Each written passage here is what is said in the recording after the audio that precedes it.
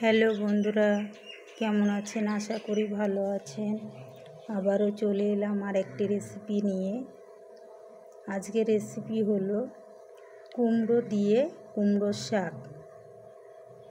তার সঙ্গে রয়েছে চিংড়ি আর একটা রয়েছে আলু। আমি সব কেটে নিয়েছি, এবার রান্নাটা শুরু করব। আপনারা আমার সাথে থাকুন। মাছগুলো ভেজে নেব।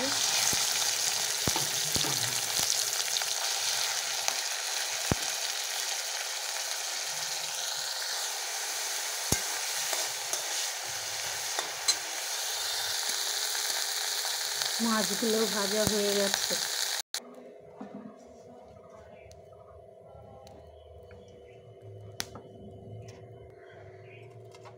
এবার দিয়ে দেবো কালো জিরে, সাদা জিরে। আপনারা 5 ফোড়নও ব্যবহার করতে পারেন, 5 ফোড়নটা আমার কাছে নেই।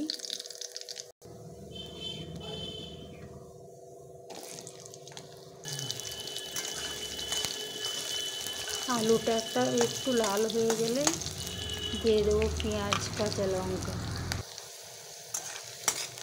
এটা দিয়ে দেবো পেঁয়াজ ও কাঁচা লঙ্কা।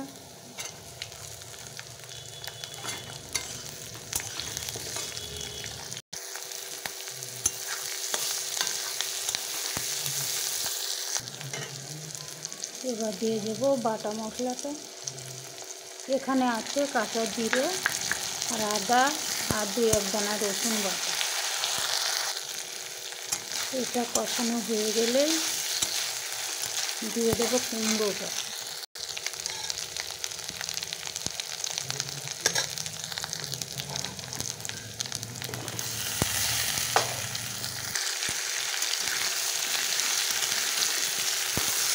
কুমড়ো আর আলুটা কষিয়ে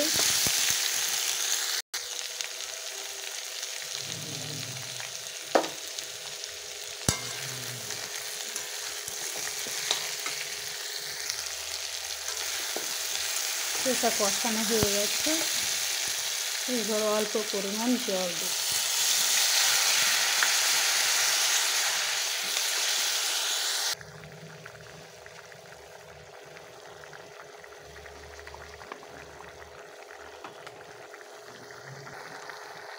কুমড়ো শাকটা দিয়ে দিয়েছি। কুমড়ো থেকে অনেকটাই জল বার হয়েছে।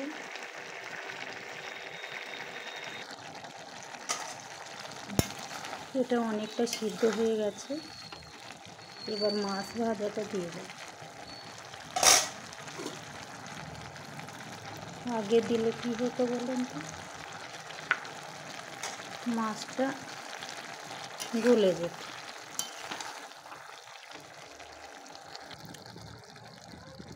রান্নাটা প্রায় শেষের দিকে। আপনাদের সঙ্গে কথা বলতে বলতে রান্নাটা হয়ে গেল। আবার অল্প একটু জিরে গুঁড়ো। এবার একটু নেড়ে চেড়ে নামিয়ে নিলে হয়ে গেল। জলটা শুকিয়ে গেছে, এবার নামিয়ে নেব।